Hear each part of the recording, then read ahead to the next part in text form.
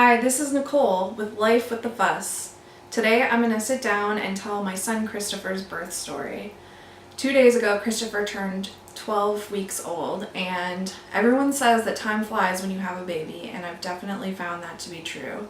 So I wanted to sit down and share his birth story while it's still fresh in my mind.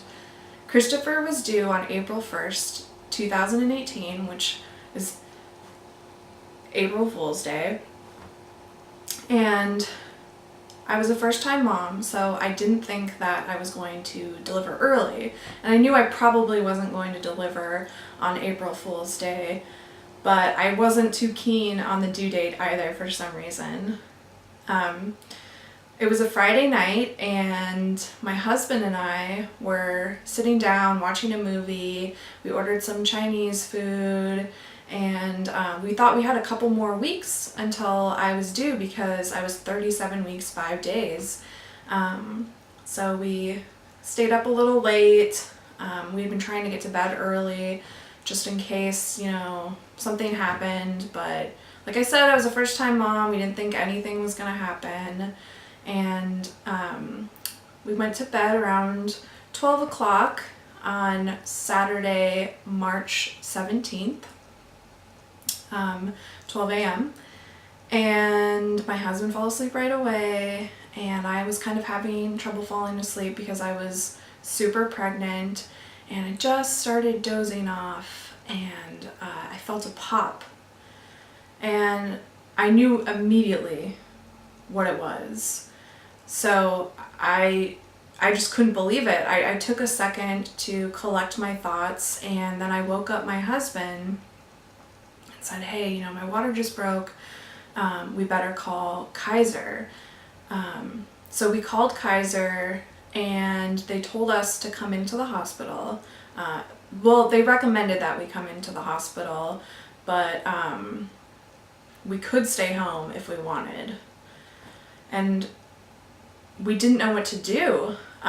We were both first-time parents, and I had heard that people would get induced if they had low amniotic fluid. So we thought it was kind of risky maybe to be staying at home and laboring. So we packed up our hospital bag, and we made the bed, and we decided to take long showers because we knew that this was the last time for a couple days we would probably be able to shower in our house. And I did something really weird.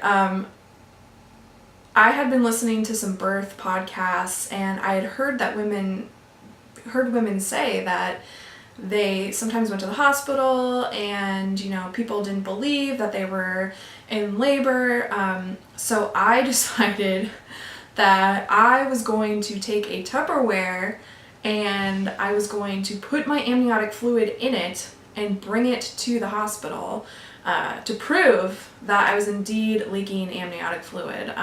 So we jumped in a lift with our hospital bags, freshly showered, in tow with my gross Tupperware full of amniotic fluid. And it was too early in the morning, so we had to enter through the emergency room. And we didn't wait too long. They had a nurse from labor and delivery escort us upstairs to labor and delivery, and they put us in a temporary room where they strapped me up to the monitors, and they wanted to test my amniotic fluid. I showed the nurse my gross Tupperware full of amniotic fluid, and she said that she had never seen anyone come in with amniotic fluid, and laughed. It was not necessary for me to do that because all they had to do was test the amniotic fluid that was still leaking out of me.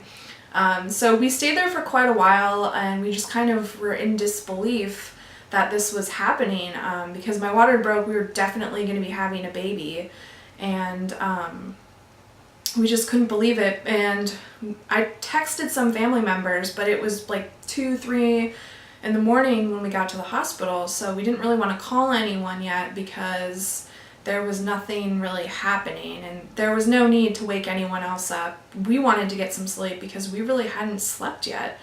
My water broke right when we were going to bed.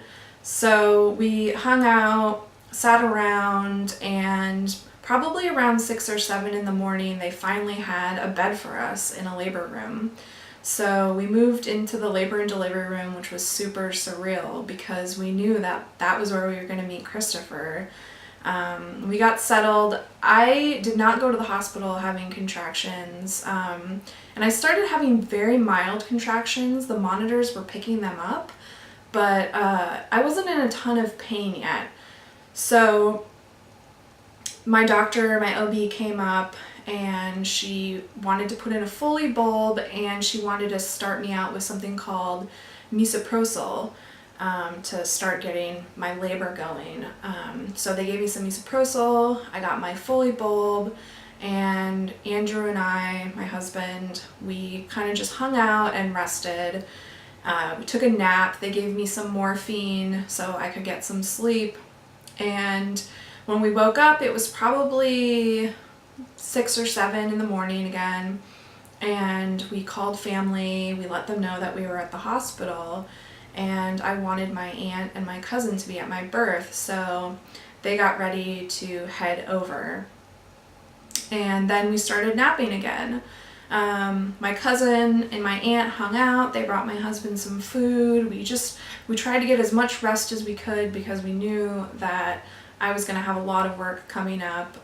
My contractions started progressing throughout the day, getting more painful, and but they hadn't checked me yet. So around 7 or 8 at night, I started getting more and more painful contractions, and I was very afraid of getting the epidural.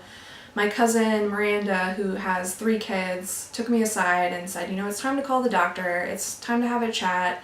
And, we're going to take a walk around labor and delivery. We're going to get your mind centered, and we're going to call the doctor. We're going to ask for the epidural, and we're going to make this happen. So they called the doctor up. We chatted. And we decided that I was going to get some fentanyl because I was starting to be in a lot of pain, and that I was also going to get my epidural right after they gave me the fentanyl. So we waited a little bit for the anesthesiologist to be available. They gave me the fentanyl, and then we started putting in the epidural. And honestly, the epidural didn't hurt that much at all. I mean, I was on fentanyl, but it was very manageable. They have you kind of curl over, and when you're, almost 10 months pregnant, it's definitely difficult to curl over and get an epidural and stay still. But I got my epidural, and I was super relieved, and I started losing feeling in my legs. Definitely not one of my most favorite feelings, but I started feeling a lot more relaxed. So I took a nap, probably for another hour or 2, and at this time it's probably like 11 o'clock at night, and I woke up in excruciating pain. And I was just like, I was kind of blindsided because I had this epidural, and I had fallen asleep feeling so relaxed. So they called the anesthesiologist in again to kind of top me off, and they decided it was time to check me. And this time I was really like moaning through contractions. I couldn't talk to people. I couldn't concentrate. The only thing I could do was contract, and just, I was totally enveloped by labor at this point. So the doctor came in and checked me, and I was expecting to be pretty far along based on how painful these contractions were. And she checks me, and she tells me that I'm 5 centimeters dilated, and at that point I just lost it. I cried for probably about an hour, and my husband had to try to calm me down, and the nurses were trying to calm me down, and I was panicking. But I also made a mental decision at that point, and I decided that I was going to be in a lot of pain, and this had to happen, so I was going to accept this, and I just had to moan through the contractions. I just had to do what I could to make this bearable and get through this, and this was the card I was dealt. This is what labor was like, so I was just gonna get through it. So I moaned through my contractions, I labored, and about an hour later I felt the sensation to push, and I knew, again, I always thought no one would believe me, but I said to my husband, you need to go to the nurse's station and grab the nurse because I feel like I have to push. And it was starting to hurt. Like, I felt like I was holding back from pushing. It was starting to become painful not to push. And the nurse came in and I said, you know, you're going to think I'm crazy, but I really feel like I have to push. And she didn't question me. She called in the doctor. The doctor arrived and she looked at me and she said, yeah, you're 9 centimeters. So they started getting the room together.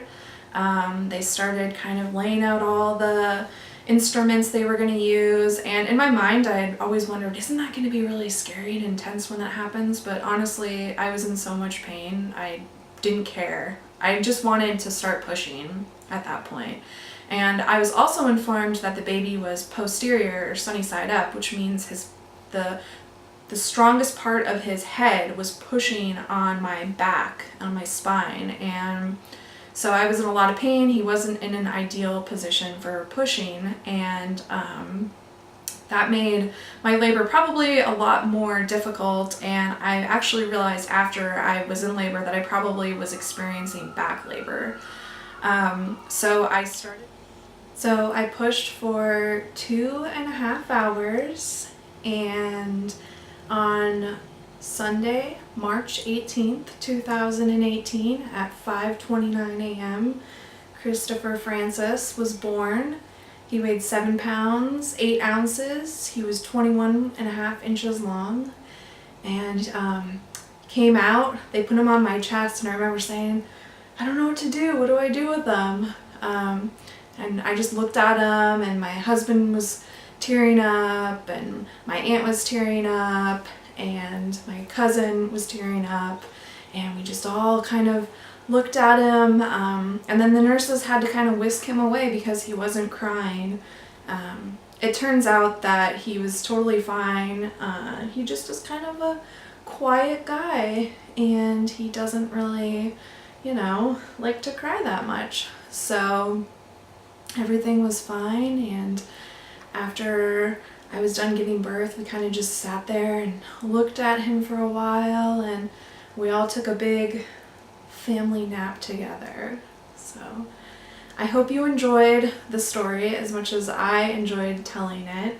I'm glad I got to sit down and remember all the little details so Christopher can have this for the rest of his life. And if you enjoyed this story, please hit the subscribe button and the like button.